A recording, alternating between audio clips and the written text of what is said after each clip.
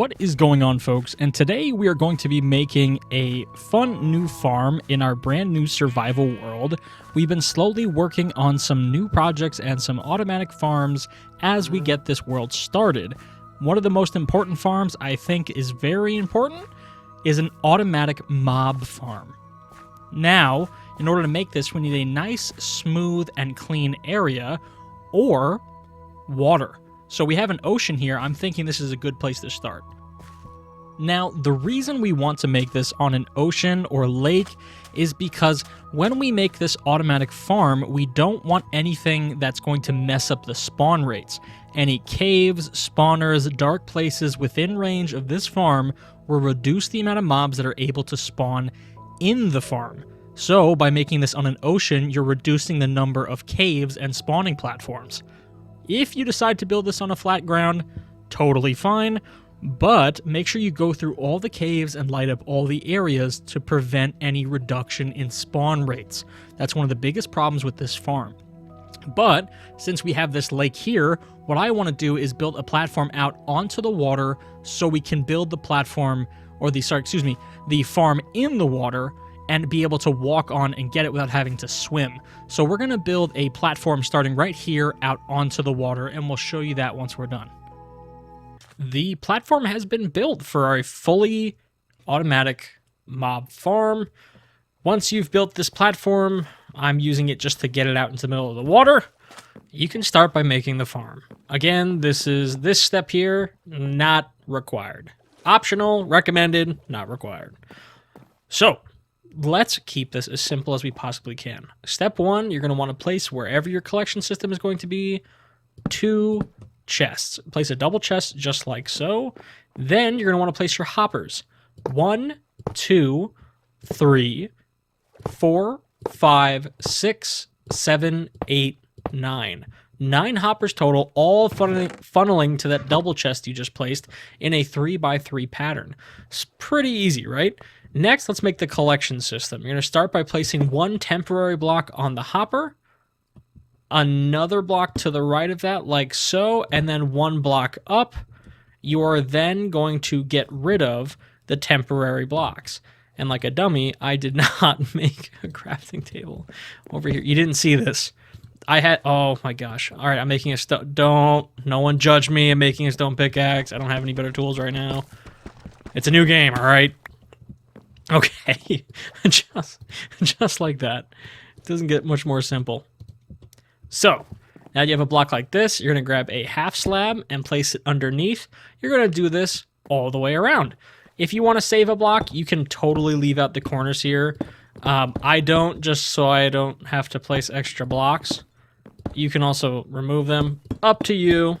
So if you wanted to do something like, hey, let me get rid of the corners here. I'm going to get rid of the corners. And then do the half slabs, totally fine. And for the sake of the argument, I will even get rid of them for you. Oh, opa. Get rid of that. Get rid of this. Okay. So you should have a half slab between the hopper itself and the block you're going to, place above it. You can even, if you want to, place these half slabs directly on the hoppers. Whatever works best for you. Once you have that, we have to get up on top of this. So now that you're going to have this, you're going to build 22 blocks up. That's right, 22. So just for the sake of the argument, 1, 2, 3, 4, 5, 6, 7, 8, 9, 10, 11, 12, 13, 14, 15, 16, 17, 18, 19, 20, 21, 22. That's right, class. We all got it. Good job. Okay, now you have 22 blocks. Do that all the way around. Woo!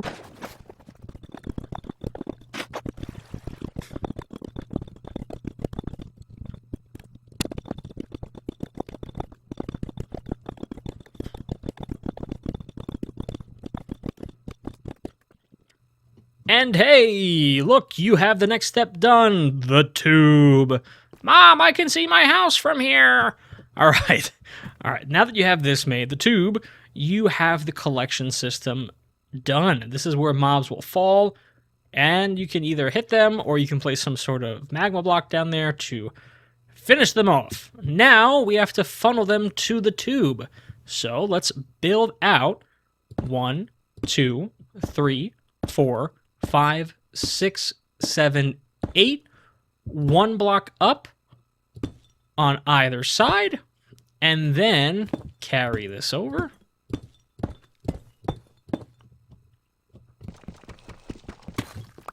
On either side. And then block there, up 1. That's the side wall, making it look like this.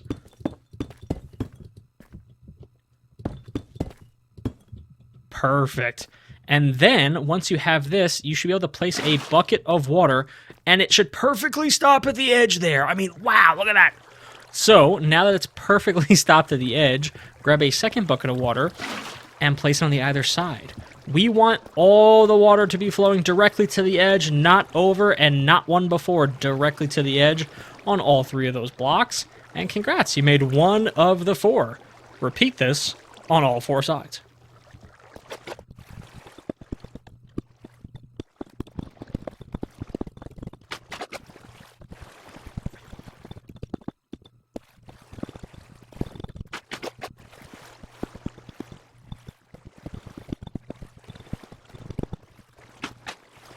Now that we have all 4 sides complete, you'll notice how they're all perfectly funneling into the tube. Great.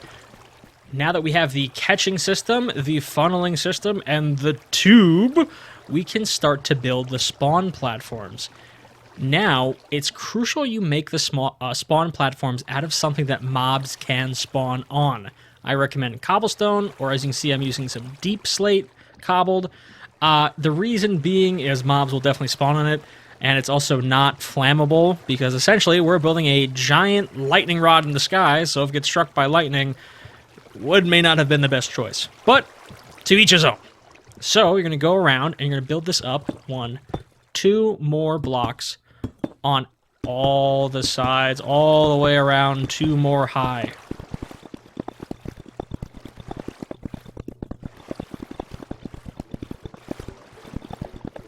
Okay, just like that. Now, we're going to build 1 block out, and then all the way across, connecting these 2, making a perfect... Oh, I went too far, don't do that. Making a perfect 90-degree angle. You want them to join completely like you're filling in a square. Boom, just like that, see? And do this on all 4 corners. Okay.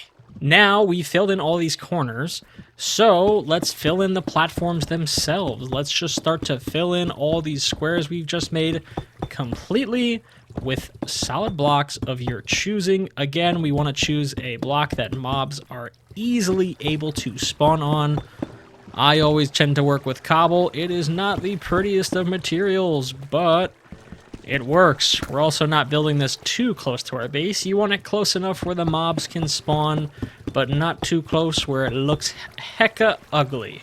We don't want any ugly builds over in our Minecraft world. Absolutely not. No, sir. I built 1 ugly build once. My parents never spoke to me again. I won't let it happen today. Now that these have all been filled in, we have 4 spawning platforms, and we're going to need to trick mobs into falling off the platforms and into our collection system. One of the easiest ways to do that is trap doors. It sounds silly, but I promise you it works. So, let's make us some trap doors here. You're going to take trap doors and place them all along the edges like so, and then close them. It's very important that you close them. What happens is the mob senses that this is an open block and goes to walk across it. But if it's closed, this still registers as a walkable block. They will think they can walk across, and they will fall into the water. Very important. Trapdoors on every edge. All the trapdoors in the closed position. All of the sides.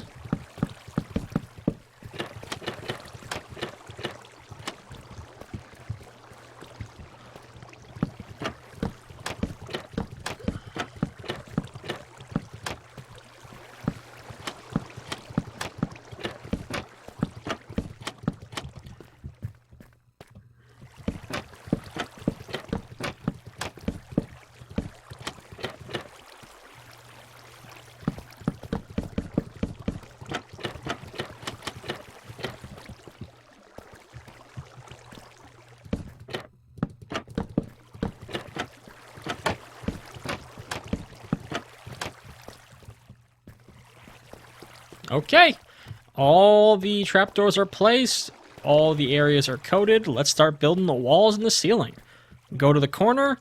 You can fill it in. I'll choose to fill it in. You're going to build up 1, 2, 3 blocks high all the way around the perimeter. Hoo-wee, that's a lot of blocks. But let's get to it.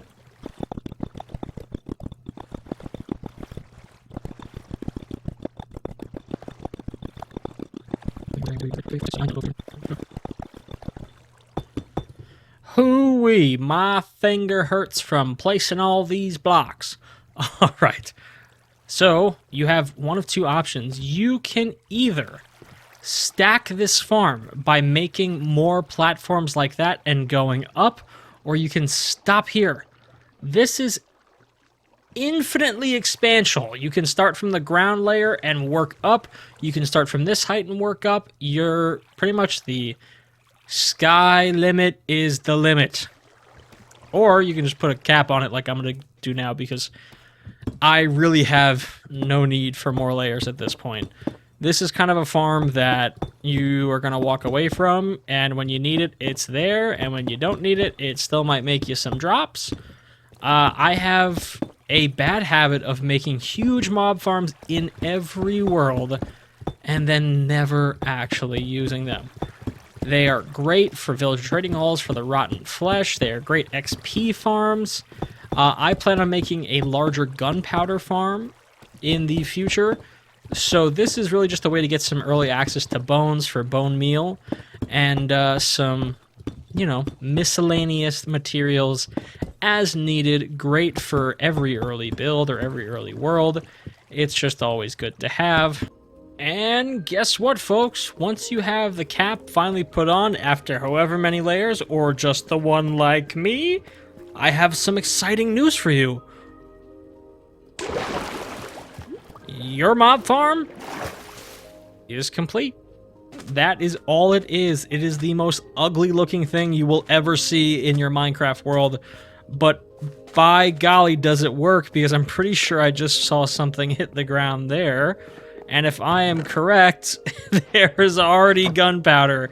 So you can't say that that doesn't work, because I just finished putting the cap on not even 2 moments ago. So obviously it does work. It works quite well. If you want to prevent them from immediately dying, you can swap these quarter slabs here with the quarter slabs. Half slabs. there's no such things as quarter slabs. I wish there was. Oh, evidence that it works. Definitely works, folks. You can build this up a block to prevent them from dying on impact, and then you can just swing at their feet right there. This clearly works because we've already had multiple mobs drop, and that is only 1 layer. The more layers you build, the more efficient this becomes. The more efficient this becomes, the more mobs you can collect. This has been a wonderful build for my world, and I am so excited that we can start working on some more larger and fun projects. Let me know what you want to see next. Let me know what else is useful for an early Minecraft world. And I hope this helped. Thank you so much, and take care.